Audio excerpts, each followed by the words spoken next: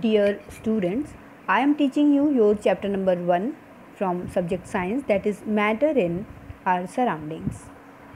In this chapter, we are reading about the states of matter. You know very well that in solids the particles are closely packed. In liquids the particles are close together, but they are not as close as in solids. Today we are going to read about the third and last state of matter, that is gaseous state. In gases, the particles are much farther apart from one another as compared to solids and liquids. You can able to see diagrams में आप देख सकते हैं. The particles in solids, the particle in solid are much closer. In liquid, particles are close together, but they are not as close as in solids.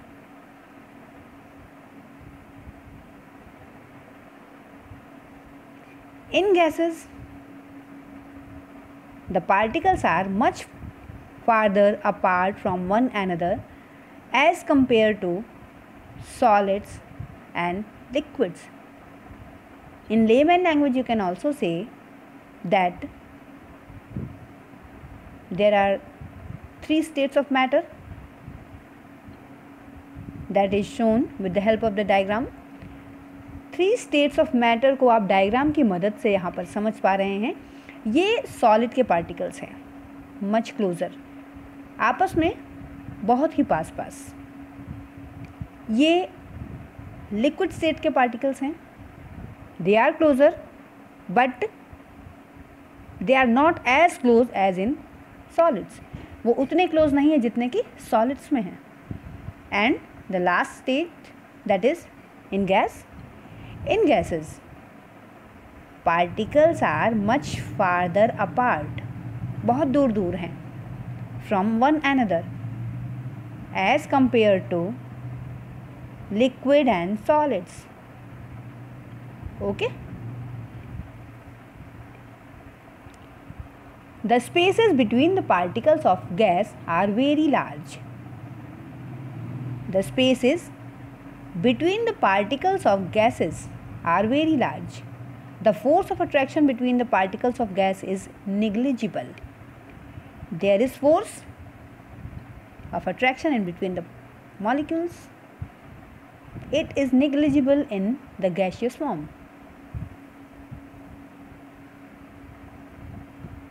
Okay? So, the particles of a gas are free to move in any direction. The position of particles of a gas as well as the spaces between the particles of a gas are not fixed.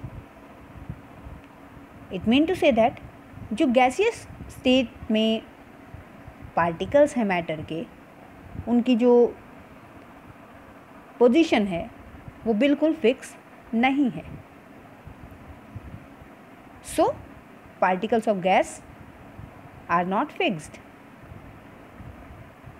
The particles of a gas have a maximum movement, or you can say maximum kinetic energy.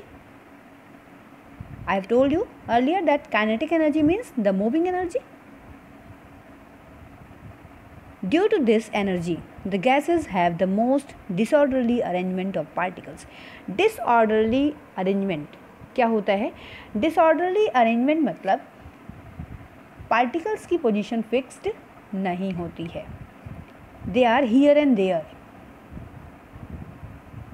Okay? Because of high kinetic energy, or you can say because of high moving energy, the negligible forces of attraction, the particles of a gas move with high speed in all directions.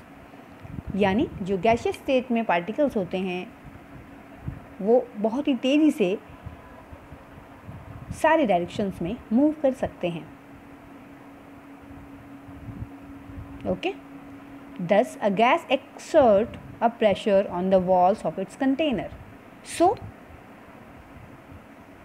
जब किसी भी suppose किसी balloon में अगर हम air को अपने mouth की हेल्प से अगर फिल करते हैं, ओके, और बहुत ज़्यादा अमाउंट में अगर फिल करते जाते हैं हम गैस को, तो क्या होता है, जो पार्टिकल्स हैं मैटर के गैसियस स्टेट में, वो प्रेशर को एक्सर्ट करते हैं और जो आउटर सरफेस होता है बलून का, उस पर पार्टिकल्स अपना पूरा प्रेशर लगाते हैं।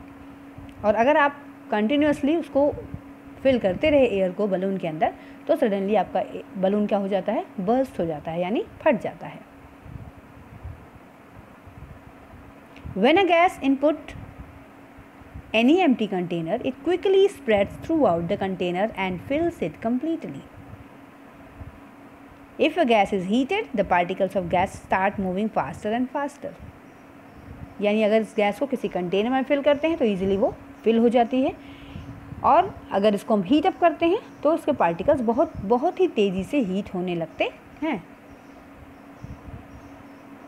Now we are going to discuss about the properties of gaseous state. You must have to know that a gas does not have a fixed shape. Gas का फिक्स्ड कोई shape नहीं होता। A gas does not have a fixed volume because the spaces between its particles are not fixed. So इसका अपना fix कोई volume भी नहीं होता। Since the particles of a gas are free to move anywhere,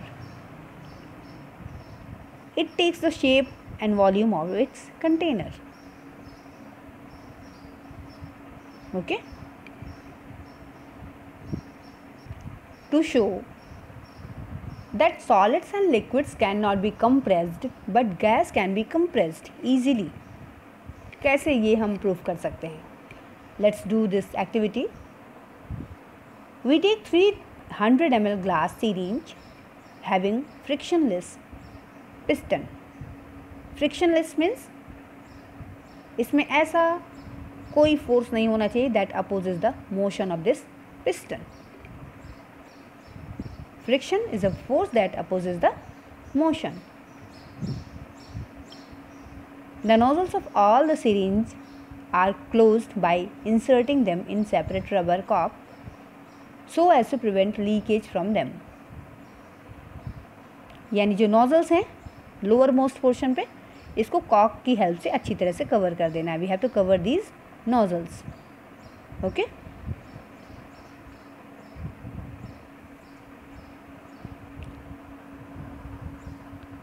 remove the pistons from all the syringe. जितनी भी syringe आपके पास यहाँ लगी हुई हैं, आप देख पा रहे हैं अपने डायग्राम में, सारे पिस्टन्स को इसमें से रिमूव कर देना है। You can able to see the pistons. Where are these are pistons, these are on the uppermost portion of the syringe. In the first syringe, we will common salt. What we fill? We fill common salt, which is solid. In second syringe, we will fill water. That is again not solid, it is liquid. And in the third syringe, we do not fill anything. It is already filled with air. Okay.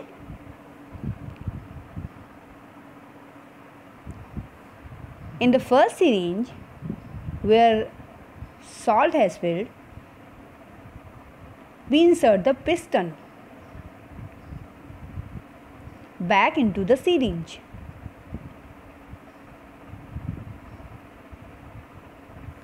In the second syringe, we will also insert the piston, and in third syringe, we just put the piston back in it. तीनों syringe में हमने piston लगा दी। क्या होता है?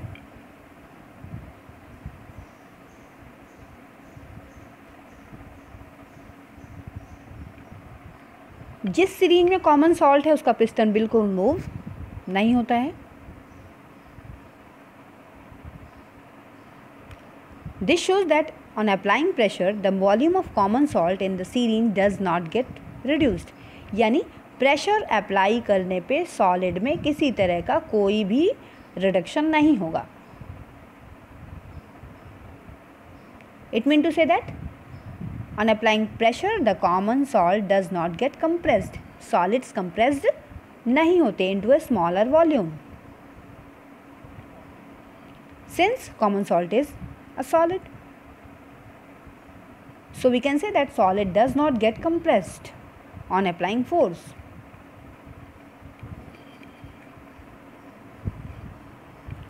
The piston of second series containing water also does not move down on putting weight. इस पे भी अगर हम वेट रखते हैं तो ये नीचे की ओर नहीं जाता, not putting down. It also proves that a liquid does not get compressed on applying force. Solid और लिक्विड दोनों ही फोर्स अप्लाई करने पर किसी तरह का कंप्रेशन इसमें नहीं हुआ। ओके, यानी ये रिड्यूस नहीं हुआ। The piston of third series containing air moves down considerably on putting weight. जैसे ही हम थर्ड सीरीज के ऊपर वेट रखते हैं, ये डाउनवर्ड्स मूवमेंट करने लगता है। This shows that on applying pressure, the volume of air in the syringe is reduced. Air का जो वॉल्यूम है वो रिड्यूस्ड हो जाता है सीरींज के ऊपर जैसे ही पिस्टन के ऊपर प्रेशर अप्लाई किया जाता है। This means that on applying pressure, the air gets compressed into smaller volume. Since air is a gas, air क्या है? Air is a gas. So in general we can say that a gas can be compressed easily by applying force. With this activity you must have to know that gas can be compressed.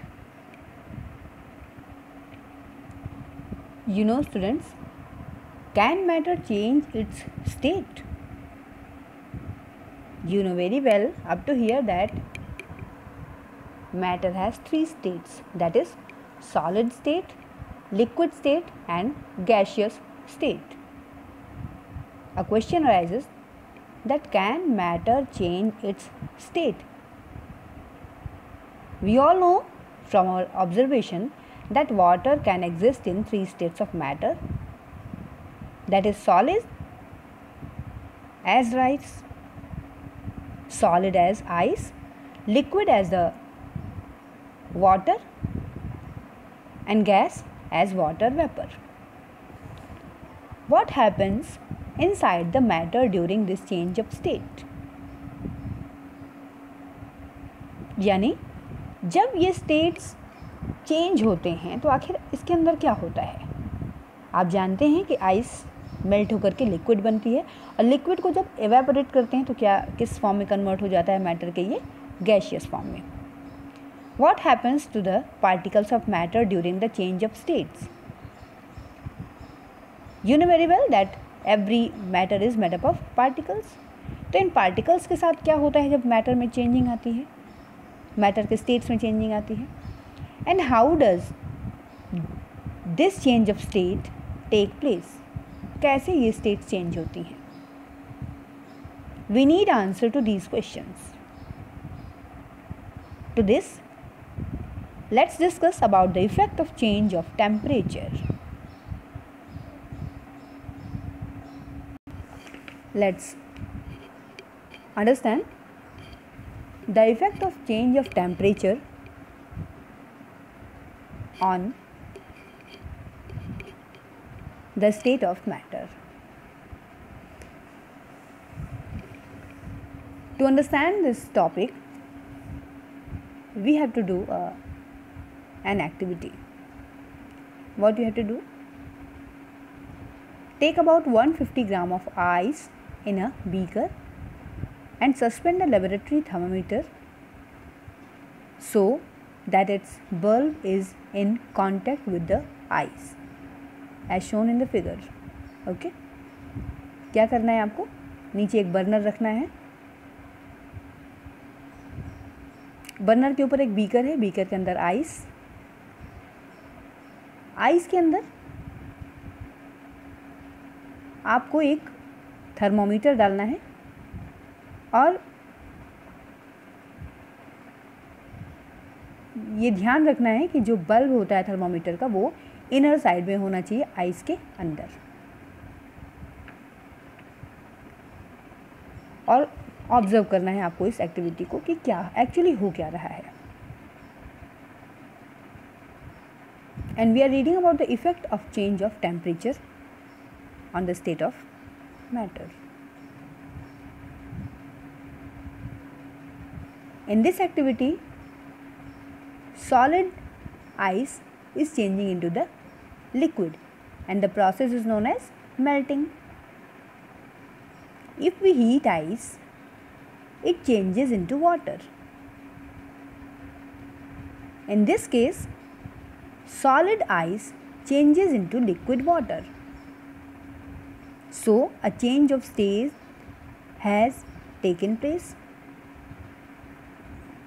The process in which a solid substance changes into a liquid on heating is called melting.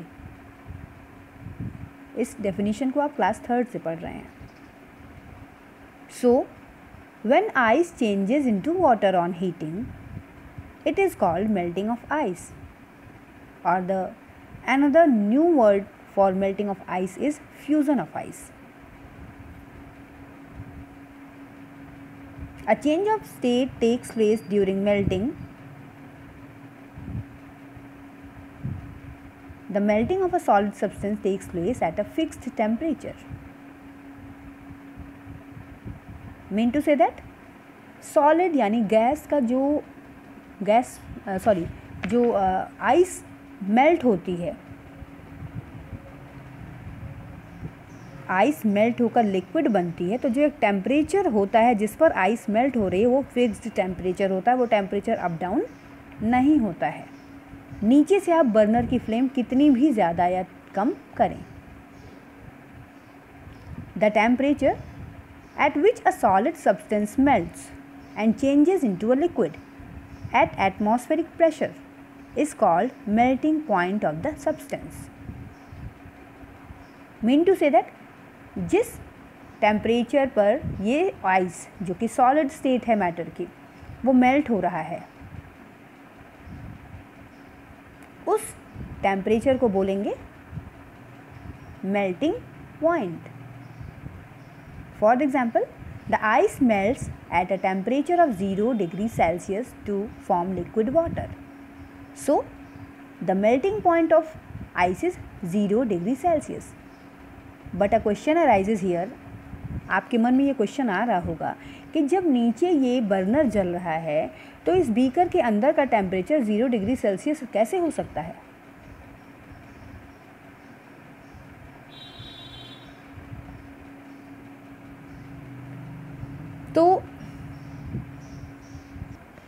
तो इस beaker के अंदर ये जो thermometer में डाला हुआ है, इससे कंटिन्यूसली आप इसका टेम्परेचर ऑब्जर्व कर पाएंगे और आप देखेंगे कि इस बीकर के अंदर का आइस जब तक पूरी तरह से वाटर में कन्वर्ट नहीं हो जाता, ये जो आपका थर्मामीटर है ये टेम्परेचर ऑलवेज 0 डिग्री सेल्सियस ही बताएगा।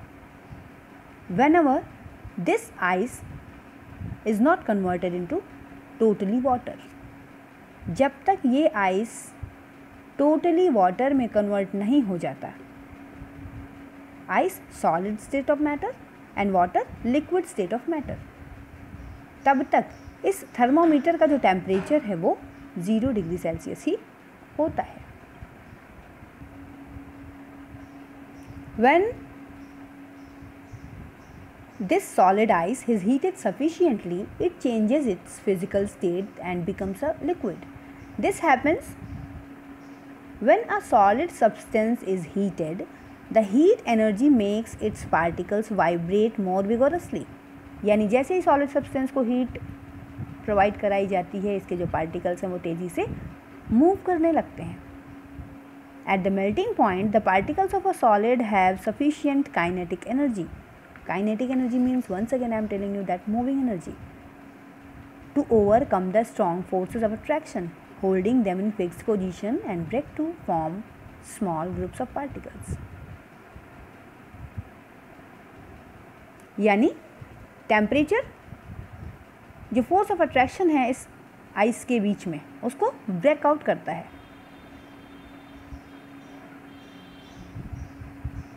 And attraction holding them in fixed position and break to small groups of particles, and the solid melts to form a liquid. This is the effect of change of temperature on solid.